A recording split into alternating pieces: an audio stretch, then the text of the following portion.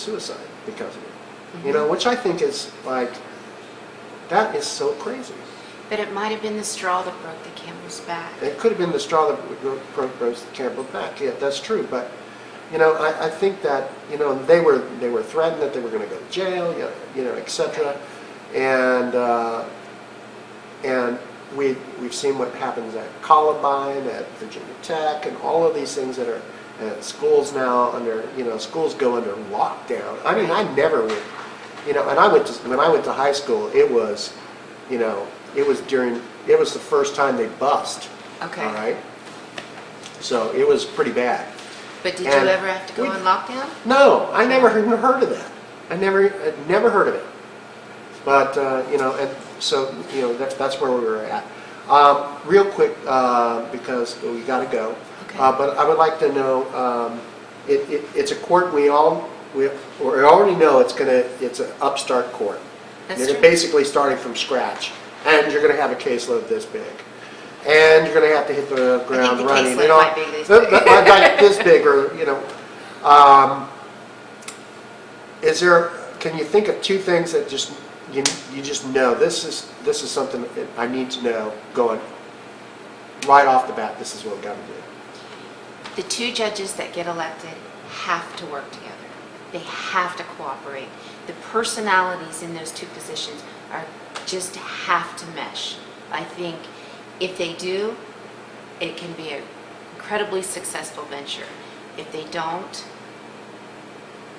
it may take a lot longer to get to where we need to be. Well, thank you very much for being on the program. Thank you for having me. And good luck with your campaign. Thank you. I appreciate it.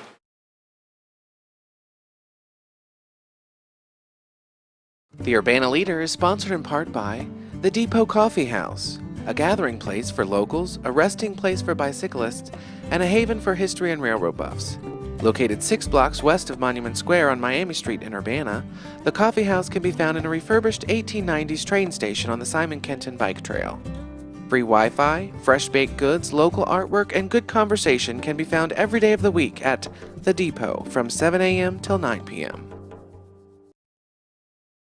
Welcome back to the Urbana Leader, and we're here with Ohio State Senator Kieth Faber.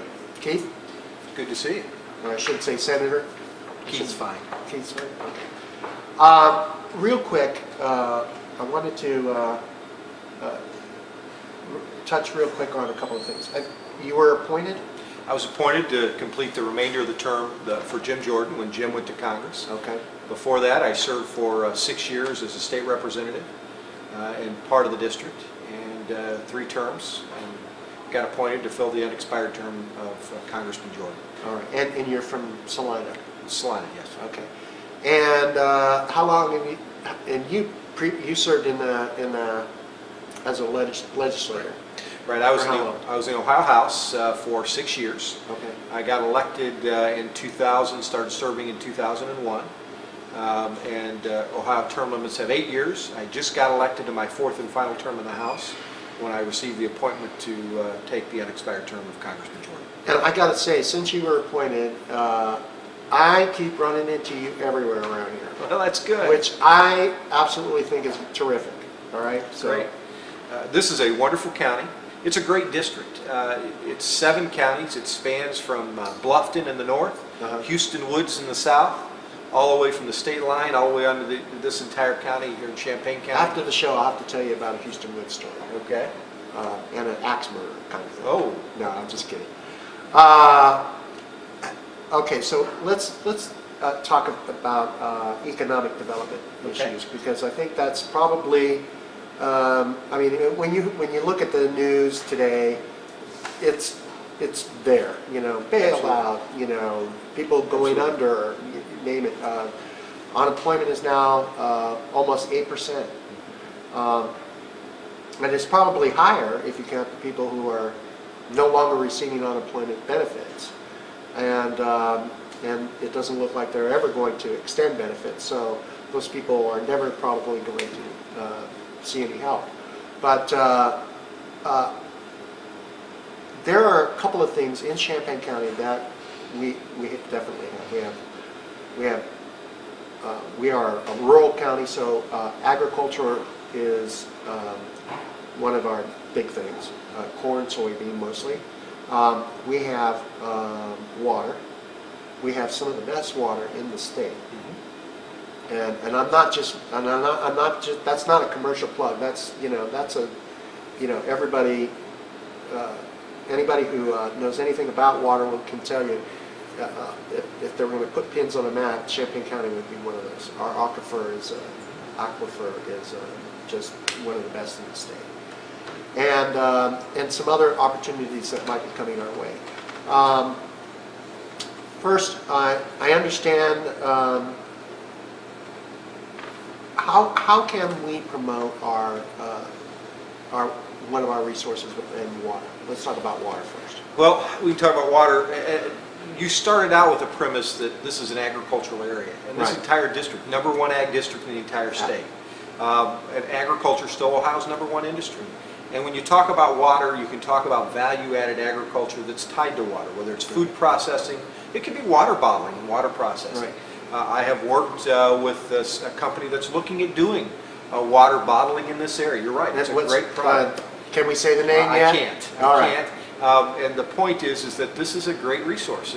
And those are good, high-quality jobs, high-paying jobs. Right. And you're right, Champaign County has a lot of wonderful assets. When I drive through the county, I see a lot of wonderful things in the agricultural community, but in the natural resource community, and just in the beauty of the county. But when you talk about the #1 ag district, what a lot of people don't know ties into the other point you talk about, jobs and job creation. This is the #2 manufacturing Senate district in all of Ohio. And when you think I about had no idea. #1 in agriculture, #2 in manufacturing, and like you mentioned, a lot of people say, that doesn't sound like they go together.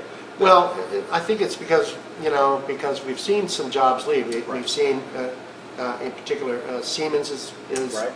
kind of, hitting the road at some point in time, which I wish they would change their mind, because on another topic that we're going to talk about, they could certainly bring some of that They too. can certainly do high-tech manufacturing. They certainly could. They can make those.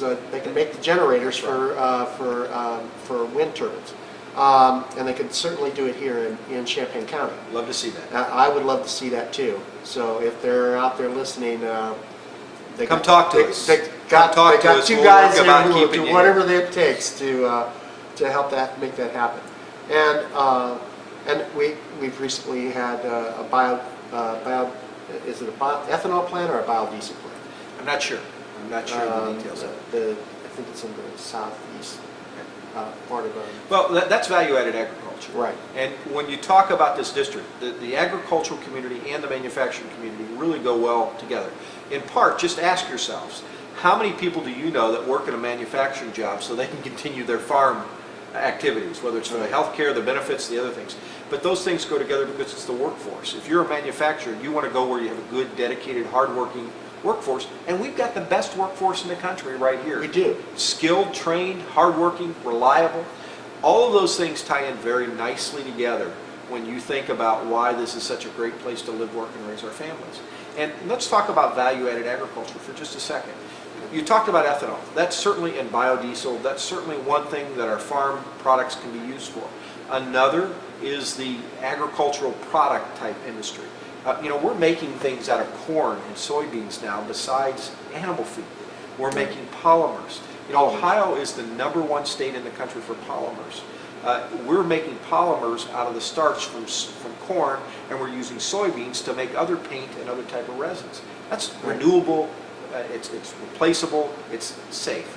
And there's a commercial on TV where they talk about using soybean to make foam for cars. Yeah, that's exactly right. Ford is using it to make some of the foam. That's the kind of technology that Ohio is starting to capitalize on. But it ties in nicely to our agricultural market. And that's why the places like Urbana, the places like Sydney, the places like Piqua, all in this area are going to be great places to come and build that infrastructure. And that's the next generation.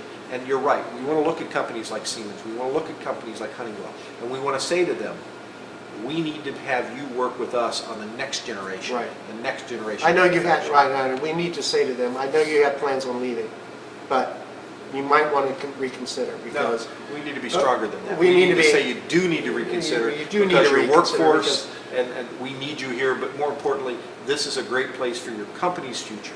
Absolutely. And we're